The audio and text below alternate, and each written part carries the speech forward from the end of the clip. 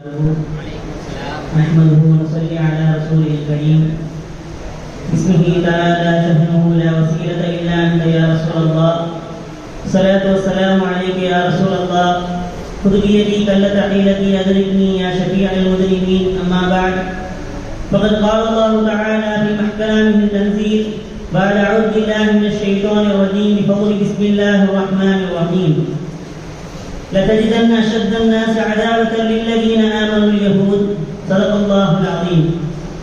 وقال نبينا صلى الله عليه وسلم لا تقتلوا شيخا فانيا ولا امرأة ولا طفلا صغيرا كما قال عليه الصلاة والسلام. புகழும் புகழ்ச்சியும் ஏன் இறைவனாகிய அல்லாஹ் ஒருவனுக்கே உரித்தாகட்டுமாக. சலாத் என்னும் கருணையும் சலாம் என்னும் ஈடேற்றமும் நமது கண்மணி நாயகம் முஹம்மது முஸ்தபா ரசூலுல்லாஹி ஸல்லல்லாஹு அலைஹி வஸல்லம் அவர்கள் மீதும் அவர்களை அப்படியே பின்பற்றி வாழ்ந்த உத்தம சத்திய சஹாபாக்கள், தாபிஈன்கள், தபா தாபிஈன்கள், நாதாக்கள், ஷுஹதாக்கள், குறிப்பாக இங்கே கூடி அமர்ந்திருக்கக்கூடிய நம் அனைவர்கள் மீதும் என்றென்றும் நின்று நிலவட்டுமாக. ஆமீன். கண்ணியமான அல்லாஹ்வின் நல்லடியார்களே, அல்லாஹ் தஆலா தன்னுடைய திருமறையிலே நல்லவர்களை பற்றியும் நபிமார்களை பற்றியும் நாதாக்களை பற்றியும் உண்டான வரலாறுகளை அல்லாஹ் தஆலா குர்ஆனிலே கூறுகிறான். அதை கூறுவதன் மூலமாக அதை நாம் வாழ்க்கையில் எடுத்து நடக்க வேண்டும், அவர்களுடைய வழியை நாம் பின்பற்ற வேண்டும் என்பதற்காக வேண்டி நல்லவர்களுடைய வரலாறுகளை அல்லாஹ் தஆலா குர்ஆனிலே கூறுகிறான்.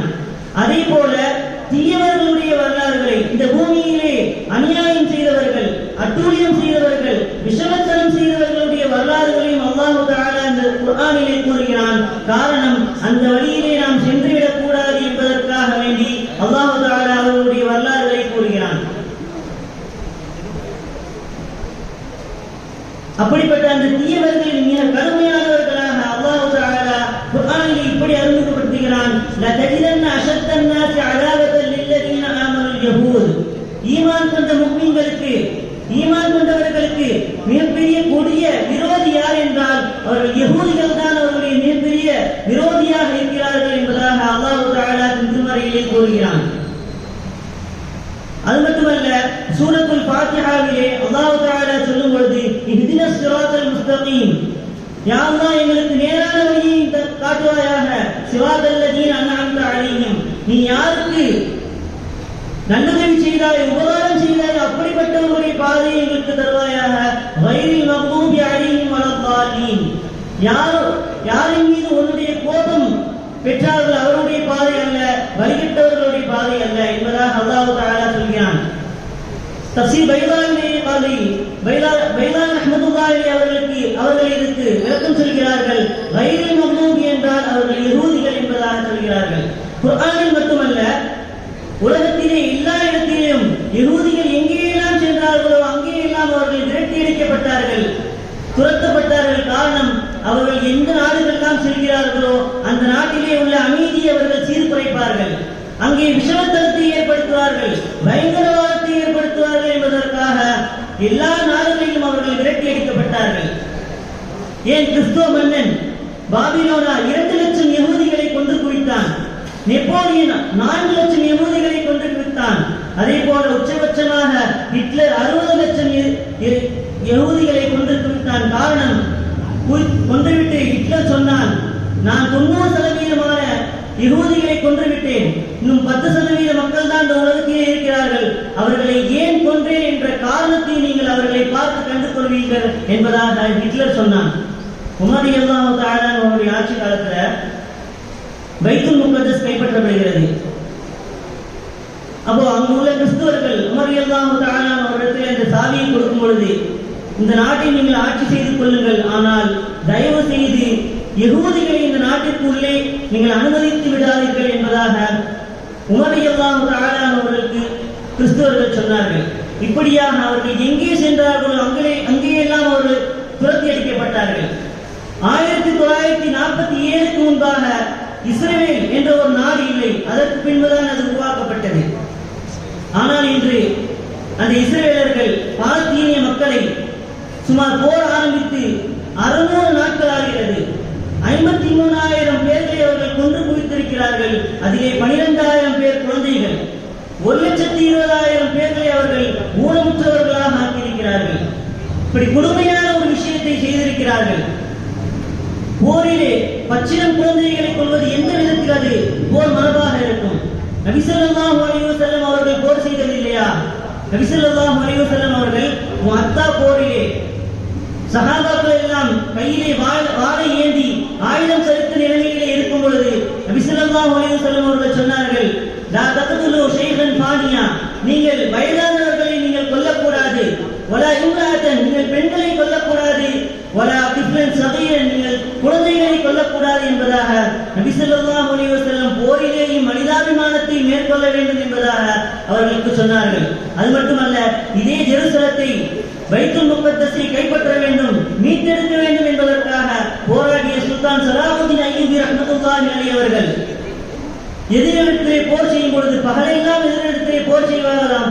இரவு வந்து விட்டால் அவர்களுக்கு உணவு சமைத்து அவர்களுக்கு கொடுப்பார்களாம். அது மட்டுமல்ல, தன்னை எதிர்த்து வந்த அந்த மன்னனுடைய குதிரை இறந்து விட்டது என்று தெரிந்த சுல்தான் சலாஹுதீன் அய்யூபி ரஹ்மத்துல்லாஹி அலைஹி அவர்கள் தன்னுடைய குதிரையை, விலை உயர்ந்த 2 குதிரையை அவர்களுக்கு கொடுத்து அதன் மூலம் போர் செய்யுங்கள் என்பதாக சொல்லி போர் நடத்தினார்கள் என்றால் போர்க்களத்திலே அவர்கள் எந்த அளவுக்கு மனிதாபிமானத்தை மேற்கொண்டிருக்கிறார்கள் என்பதை நான் பார்க்க வேண்டும். ஆனால் இன்று இஸ்ரவேலர்கள் பாலஸ்தீன மக்களுக்கு கிடைக்கக்கூடிய உணவுப் பொருட்களை, தண்ணீரை, மருத்துவத்தை, நிவாரணப் பொருட்களை அவர்கள் தடை செய்திருக்கிறார்கள். பாரதி சொன்னான், தனி மனிதனுக்கு உணவில்லை என்றால் இந்த ஜகத்தினை அழித்து விடுவோம் என்பதாக பாரதி சொன்னான். ஆனால் இன்று ஒரு நாட்டுக்கே உணவில்லாமல் அவர்கள் பட்டினியை செத்துக் கொண்டிருக்கிறார்கள். ஐக்கிய நாடு ஒரு அறிக்கை விடுகிறது. என்னவென்றால், இஸ்ரேல் பாலஸ்தீனுக்கு செல்லக்கூடிய அந்த உணவுப் பொருட்கள் செல்லக்கூடிய பாதையை எல்லாம் முற்றுகையிட்டு விட்டது. இந்த நிலைமை நீடிக்குமானால் 12,000 குழந்தைகள் பட்டினியிலே இறந்து போவார்கள் என்பதாக ஒரு பயங்கரமான ஒரு அறிக்கையை ஐக்கிய நாடு வெளியிடுகிறது. 1949 ஆண்டிலே ஜெனீவா ஒப்பந்தம் ஏற்பட்டது. அதிலே இந்த உலகத்திலே யார் போர் செய்தாலும், எந்த நாடுக்கு மத்தியிலே போர் நடந்தாலும் அவர்களுடைய உணவையோ நிவாரண பொருட்களையோ தண்ணீரையோ என்ன செய்யக்கூடாது, தடை செய்யக்கூடாது. அப்படி தடை செய்தால் அது மிகப்பெரிய போர் குற்றம் என்பதாக ஜெனீவா ஒப்பந்தம் சொல்கிறது. இதையெல்லாம் மீறி அவர்கள் அந்த இஸ்ரவேலர்களுடைய உணவுப் பொருட்களையும் எல்லாவற்றையும் தடை செய்திருக்கிறார்கள். ஆனால் இதை தட்டி கேட்பதற்கு எந்த ஐக்கிய நாடுகளும் அரபு நாடுகளும் பக்கற்று போயிருக்கிறது.